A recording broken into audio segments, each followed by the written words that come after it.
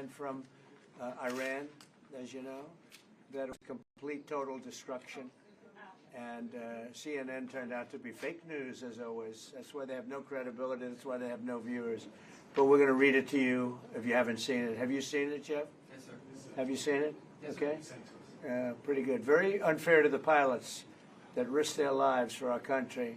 And then they get fake news, New York Times and CNN, make up a phony story to get some hits. That's the only reason I cared about it, because those pilots were so brave. I've never seen anything like it. They flew into the hornet's nest, and then they got hurt so badly by what the fake news wrote. And it was CNN, it was the New York Times, and they're both disgusting, really horrible groups of people. The pilots did an unbelievable job like nobody's ever seen. They hit pay dirt. You see where I guess you probably look, they call it the wound. You see where the wound is on the earth, and 3 of them right next to each other. Perfect. And they should be admired and respected for what they did.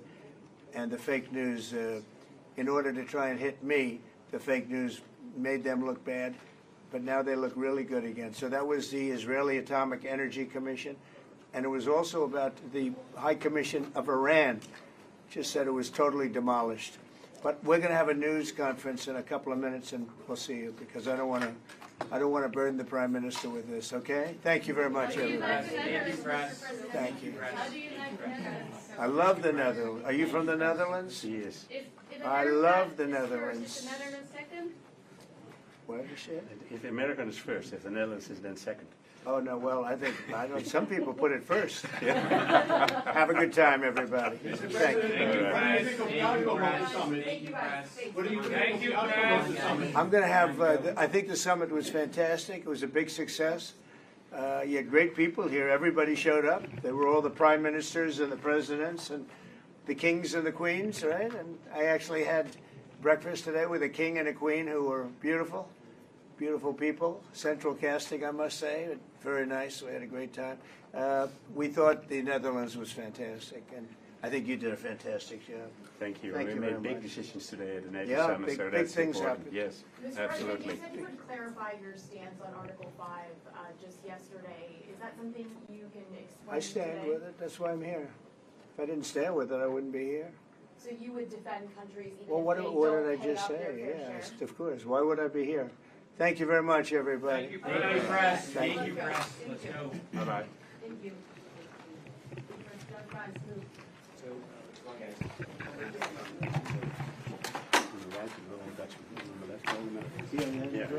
Oh, is that right? Yeah. It's a naturalist. Let's go.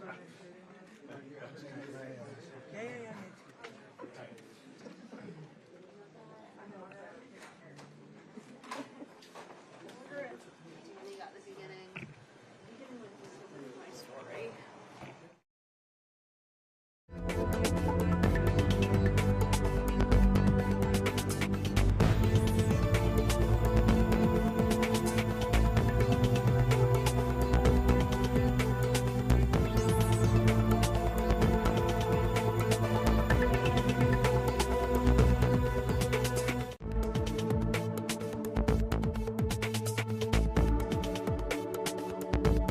President Trump has been clear. America is committed to NATO.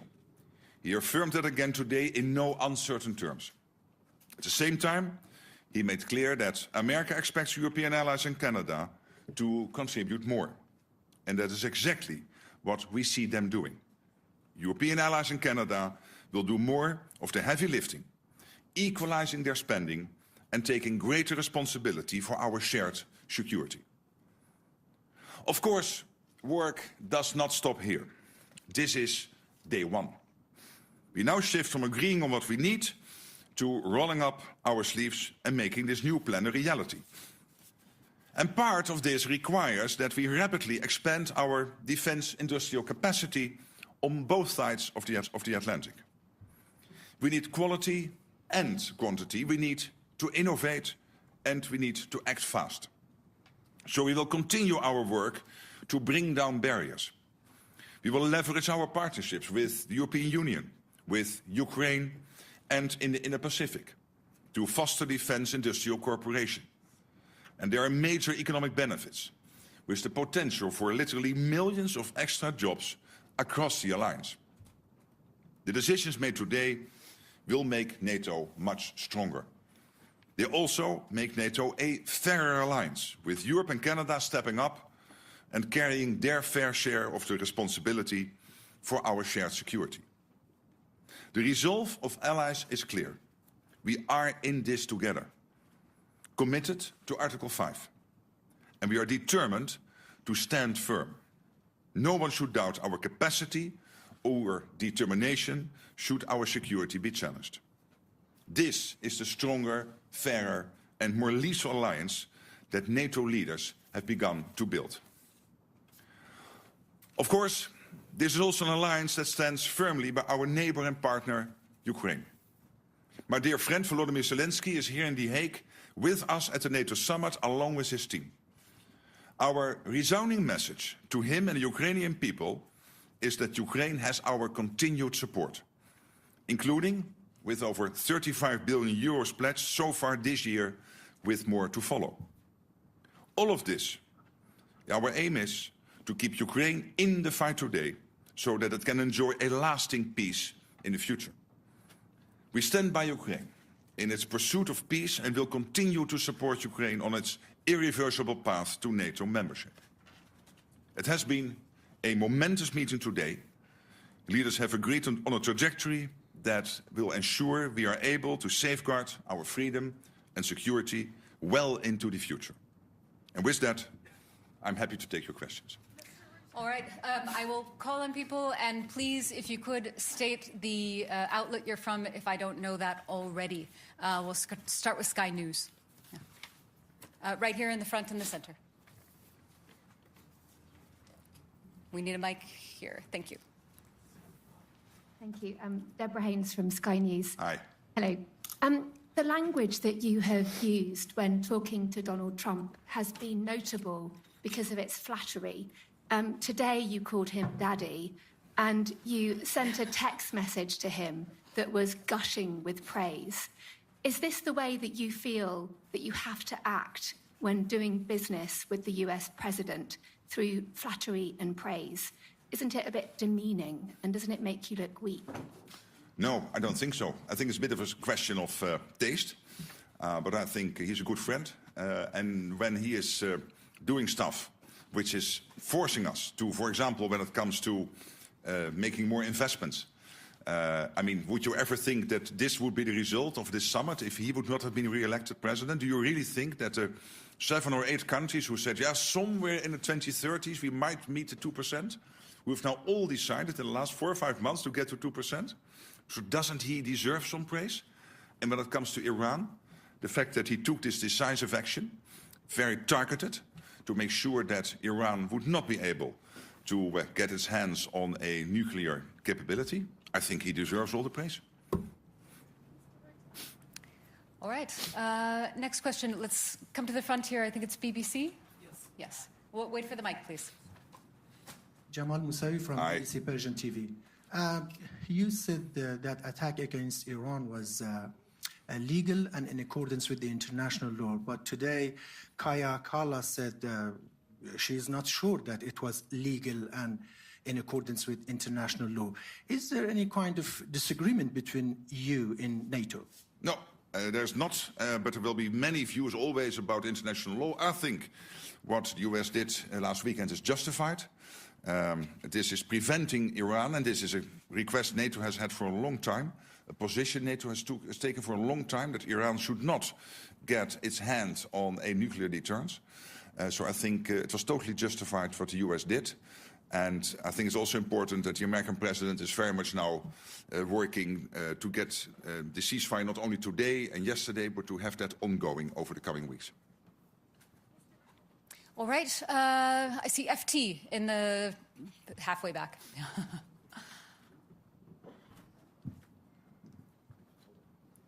She has to hold it. Secretary General Henry Foy, Financial Times. Aye. The floor. Donald Trump has said the US won't agree with the 5%. That's for all of us to do, but not him. Is that fair in an alliance that's built on sharing and unity? And secondly, what will you do if he comes back next year and asks for more than 5? Thank you. Well, but when it comes to the 5%, there are the two elements. One is the 3.5% core defense spending. The US is more or less there. And when it comes to the 1.5% defense-related spending, we can safely assume that the US is doing that. When you look at their enormous capacity when it comes to fighting cybercrime, hybrid threats, when it comes to their infrastructure investments, when it comes to developing the defense industrial base. So I think we can safely assume that the US is more or less at that 5% already. All right. Next, I think we'll go over to the left side again, about halfway back, Washington Post. We need a mic.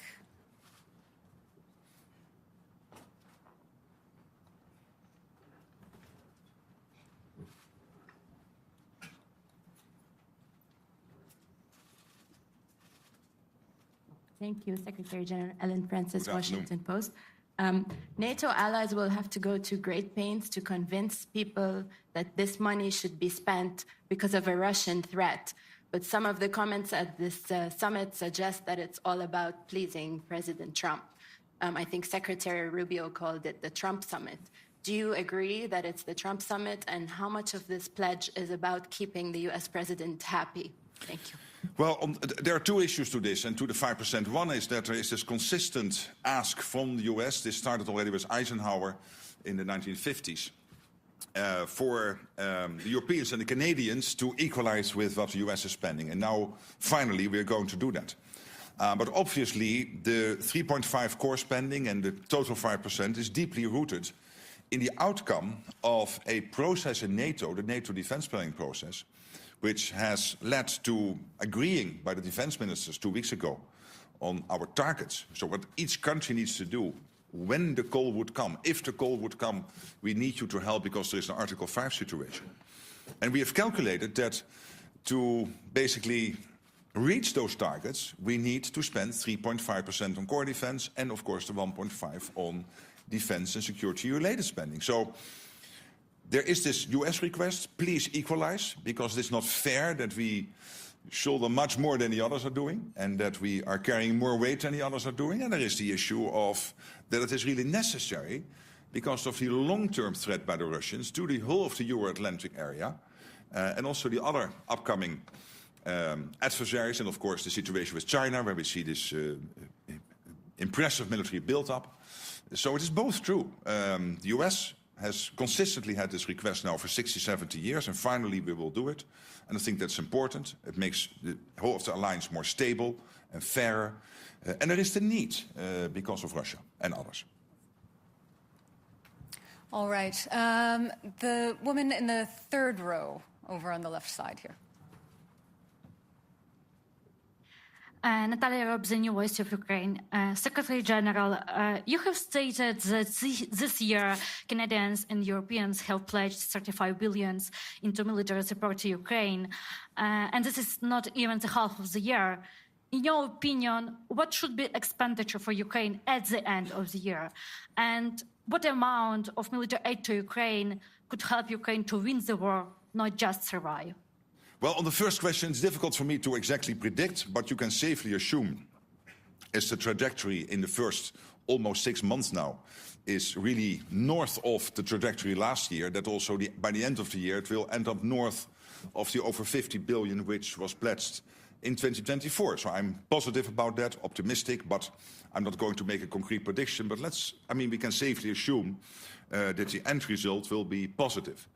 And of course, what we are doing here, we have to make sure that Ukraine can stay in the fight, that Ukraine has what it needs to be as strong as possible. But obviously, we are all also working on getting a peace deal done or a long-term ceasefire done. And then we have to make sure that Ukraine has what it needs to prevent Vladimir Putin from ever trying this again in the future. And the first layer of that, making sure that Ukraine can defend itself post a peace deal / a long-term ceasefire, obviously is also the support we are now providing to keep them in the fight, which has to do, of course, with training. It has to do with delivering military equipment, so the command in Wiesbaden, but also the various streams of money going into Ukraine, developing Ukrainians' defense industrial base, which still has about a 35 billion spare capacity. So this all together will help Ukraine to be as strong as possible now, but also to deter the Russians post a peace deal / a ceasefire. All right, let's come to the center section now. I see CNN in the fourth row. Thank you so much. I want to follow up on what you just said about the strikes in Iran, but first, can I ask you on Article 5, do you believe that Article 5 is subject to interpretation? Well, you know, Article 5 is absolutely clear, and at the same time, we have always said we will never go into details when exactly Article 5 will be triggered. And why not? Because we don't want to make our adversaries any wiser. And to follow up on Iran, sir, you just praised the U.S. strikes in Iran, saying that you do believe it will help prevent Iran from getting a nuclear weapon. There have been questions about where that highly enriched uranium is, and if Iran moved it before the United States struck on Saturday night. Do you have concerns about that and whether or not it poses a threat to NATO? Look what happened last weekend. American B-2s, nobody in the world is able to do this. Only the United States. You are 25% of the world economy. You are by far the biggest military power in the world. Only the United States is capable to do this. So the B-2s, the fantastic pilots in those fighter jets, the bombs which were used to get deep into these nuclear facilities in Iran. Nobody has that type of stuff. And history made you the leader. History made you the ones who have to take action when it is necessary. And I think what President Trump did here is take a very targeted, chirurgical operation to take out as much as possible Iran's capability to get to a nuclear weapon. And I commend him for that. And obviously it's now up to all the studies being done and all the detailed look into what exactly has been the effect of this. But I'm personally very optimistic that this has dealt a massive blow to Iran. All right, we have a very full room and limited time. Next question to the front row. There's a mic coming.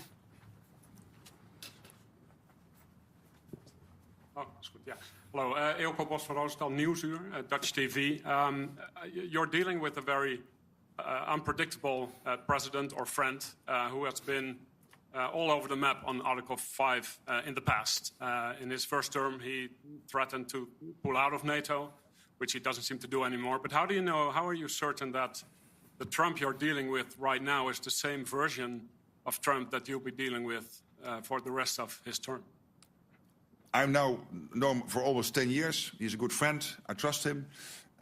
He was totally right that Europe and Canada were not basically providing to NATO what we should provide, and that the US was spending so much more on defense than the Europeans and the Canadians. Now we are correcting that. We are equalizing. I think it is a man of strength, but also a man of peace. You've seen that basically now with Iran. The man of strength being able to command his B-2 bombers to go into Iran to take out that nuclear capability, but also the man of peace who is then immediately following up with making sure that Israel and Iran will commit to a ceasefire. And I think this is exactly what you want the American president to do, provide that type of leadership. And so I find him very predictable. Next question, all the way in the back. I don't think so. DPA. Ansgar Hase, German press agency, DPA. Secretary General... We were speaking. Here. There you are. No. Yeah, in fact. I cannot see you. I can only answer the question if I see who is... Can you stand up? Oh, you're really in the back. Sorry, yeah. Please. Thank you. Secretary General, I would like to come back to Article 5. Did President Trump promise in the meeting that he would stand by the allies until the end of his term? And if so, did he promise it without any conditions? Can I ask you, and not you, you're a journalist, so you're totally, of course, free to ask all those questions, but through you to some politicians in Europe and Canada to stop worrying. The United States is totally committed to NATO. The United States is totally committed to Article 5. How many times do we want them to say this? And as I said before, we have now had half a year when we constantly ask the US, are you with us, with NATO, with Article 5? So let's look for another country in NATO, one of the other 31, Iceland, the Netherlands, France or Canada, for the next half year to answer that question. All right. Limited time, lots and lots of questions. The woman in the green jacket here in the third row. Kathy Newman, Channel 4 News. Hi.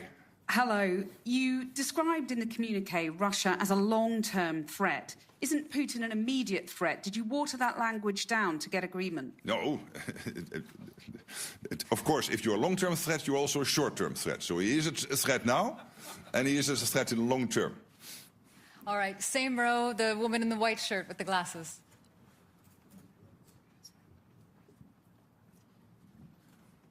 Thank you. Ida Hallikainen from Ilta-Sanomat, Finland.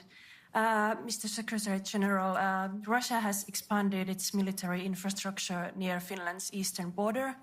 What is Russia aiming to achieve with this, and what is NATO's message on the matter? And second, if I may, is Spain now serious about the defense spending goal? Yes, on the last question, I believe so. As you know, there is disagreement to disagree that they think they can reach the capability targets by 2.1%. NATO is saying it has to be 3.5%, like for all the other allies. All allies will report on how they are getting to the capability targets, so we will see, and in 2029 we will anyway have a review of all of this. On your first question, well, let's not be naive about Russia. Of course, they are fighting this totally unprovoked war against Ukraine. But at the same time, and this is what we have been hearing, open source from many senior military leaders in Europe, including the Chief of Defense in Germany, they are building up their armed forces and reconstituting their armed forces at such a pace that they could be ready in 3, 5 or 7 years to attack NATO. And that is why today was so important, and today is so transformational. Yes, to the question before, because we had to equalize with the US and end the debate which has now been running for 60, 70 years. But particularly also because we know that there is this Russia threat, short-term, long-term, whatever. But the Russia threat is there, and we have to make sure that we can defend ourselves. And that is why we are doing this. Okay, we just have time for a few more questions. NHK, so fifth row here. Satya from NHK, the public TV station of Japan. Thank you. My question is about the IP4 countries, but which were here in The Hague. But so I know you've been mentioning that you won't lecture the whole world, but since you were able to make this historical decision today, do you think this would trigger other countries like the IP4 countries to think twice about their threats around them and their defense spendings? Well, we have this close cooperation. I had yesterday an excellent meeting with the Japanese foreign minister. We will have a meeting with the senior leaders from the Indo-Pacific 4 countries later today, and there will be another meeting also with President Zelensky and European leaders. So, but with the Indo-Pacific 4, we will also meet. And this is because we know that our two areas, so the Euro-Atlantic and the Indo-Pacific, are getting more and more connected. Look at North Korea being so closely involved now in the war efforts, and North Korean soldiers fighting on European soil against, on the Russian side, against Ukraine. That is rather historic. So this cooperation is important, where it's very much focused on innovation, very much focused on procurement, on defense industrial production, making joint assessments of what is happening in the Pacific, what is happening in the Euro-Atlantic, and how the two are more and more interconnected. And I must say, when I'm speaking to the leaders, and I was visiting Japan early April, having a long meeting with the Prime Minister, and I met him again last week in Calgary at the G7, but also the leaders of the Republic of Korea, Australia, New Zealand, they all are very much aware that, of course, part of having a deterrence is that you spend enough on it. And you see in all these countries debates ongoing on doing more where possible. But it is not up to me to advise them. Let me concentrate on the 32 and make sure that we do what we need to do. But I think that debate is taking place also in many countries outside NATO. Okay, I think we've just got time for a couple more questions. The center, fifth row, gentleman in the very center there. Yeah. Yes, my name is Heikki Aitikoski from the Finnish newspaper Helsingin Sanomat. Did you exchange views on Vladimir Putin and Mr. Trump seems to be in rather friendly terms with him? It would be interesting to hear what you talked about him.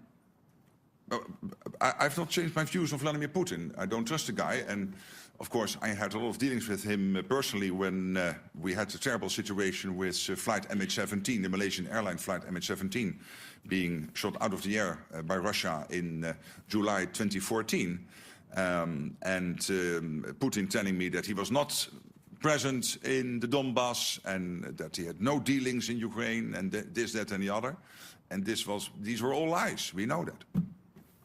Okay, for the sake of geographical diversity, all the way in the back, Telegraaf.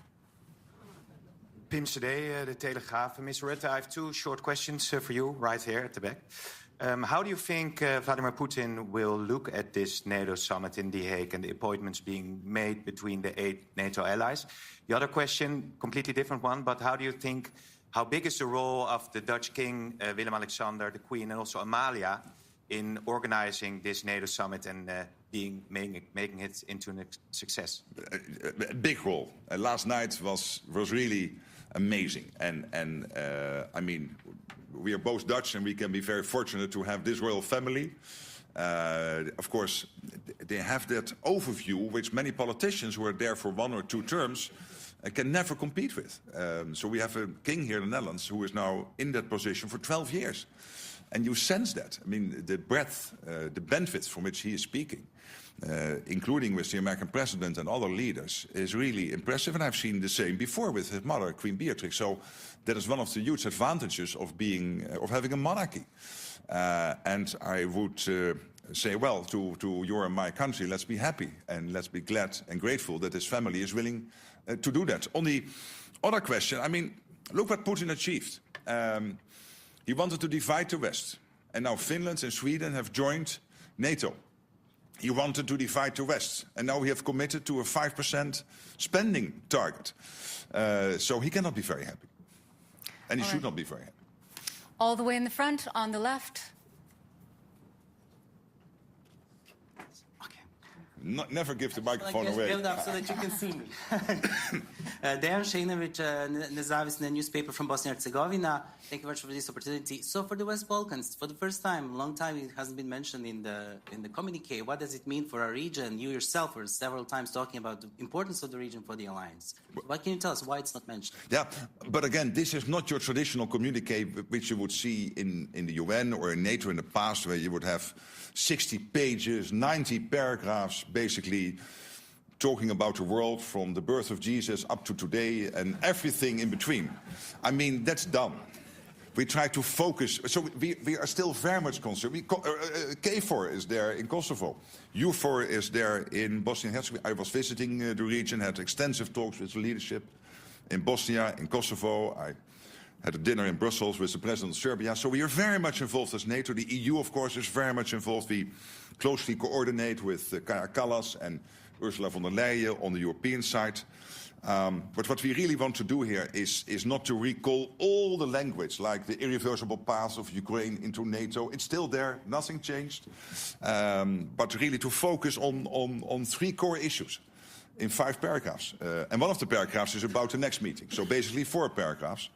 And that is about, as you know, production, spending, and Ukraine. Okay, final question to the young reporters in the front. Yes. We'll get a mic to you. Just a moment. Thank you very much for this opportunity, Secretary General. We are the youth correspondents. Absolutely. And you are here now for 2 days, and you have been marvelous. Yes, thank you. There's a lot happening in this world, and many children worry about it. Do you think we children can also fight for peace? Or should we trust that you could bring peace to the world? Thank you. But I cannot personally bring peace to the world. What we can do collectively is to make sure that we are so well prepared, we are so strong, that nobody will ever attack us. So the best way to preserve your future and that our children can live in a democratic, free, open society where you can be who you want to be, think what you want, have free press, what we basically have in the West, and let's be honest, it's fantastic, is to make sure that we spend enough on our defense, particularly if we know that we have some adversaries who are really trying to get at us. So that's the best way to preserve your future. And that's what we try to do today, to make that commitment. But you standing here is really touching. And we have seen each other now for 2 days. We know each other for some longer time. I really want to thank you both. And in you, all the free press sitting in this room, for your fantastic work. And see you soon, in Brussels or elsewhere. Bye-bye. Take care. Thanks. Thank you all very much. That's all we have time for today.